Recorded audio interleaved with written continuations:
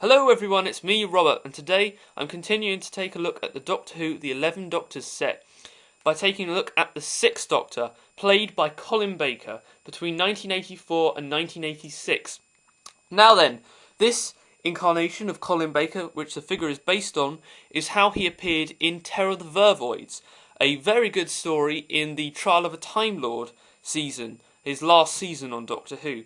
Now then, before I quickly take a look at the figure, I have to go and recommend another YouTuber's video, Karl, God Pikachu. He recently did a video about Colin Baker and about his time on Doctor Who, and it's very interesting. I did not know half of the stuff that Colin Baker as an actor went through during his time on the show. Go and check it out. Very well done video. It's awesome if you want to get to know more about this Doctor who, let's face it, for me, he should have got more recognition. Yes, everyone says he's the most violent of Doctors, but I like him. I do like Colin Baker as a Doctor. I can see where people are coming from, but still, I think his time on Doctor Who, he went prematurely. He should have got more time. But hey, we can't change the past. So, on to the figure itself. Now then, this figure looks brilliant, but in actual fact is terrible. What do I mean by that? Well, the sculpting work and the paint detail on here is phenomenal. Hopefully this camera is picking up all of it. I mean, you have his waistcoat, which is made of purple, pink, green and white, which is here. You also have his yellow cravat with stars, which again are the same colours. And then you have his jacket, which is reds, yellows, purples, greens, a multitude of colours, as well as his brightly coloured yellow and black trousers. So, this is the most flamboyant Doctor Who outfit of all of the classic Doctors, and it works so well. I love it. I do love the paintwork on here.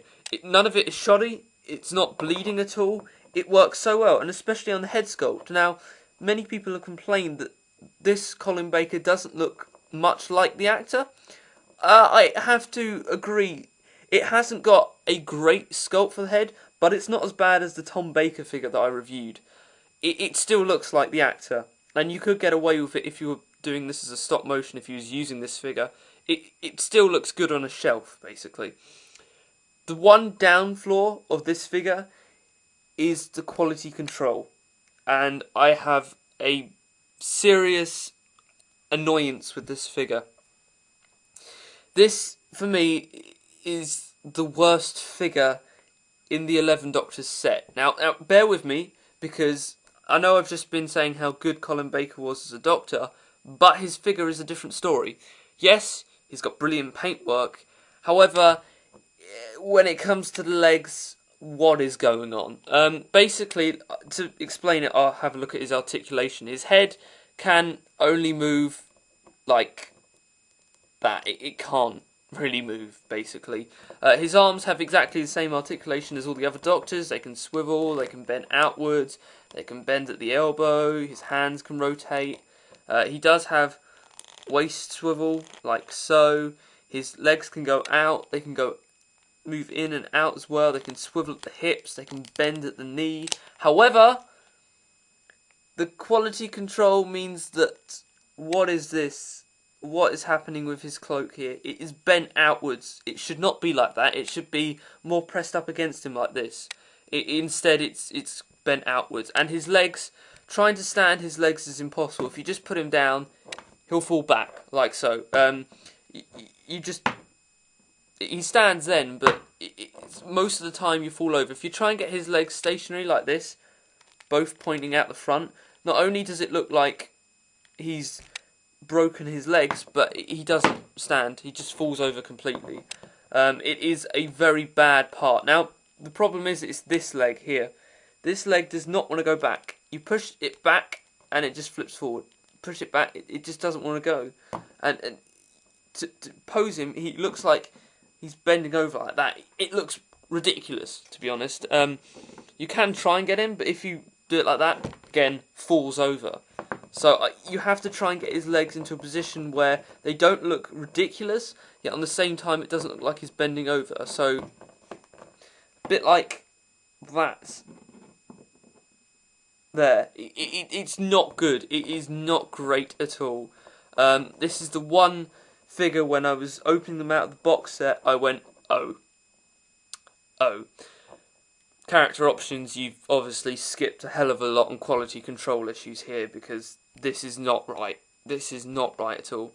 So yeah, it's just the legs. The legs do not work for me at all. I mean, great detailing on his feet, yeah, but his legs don't work at all.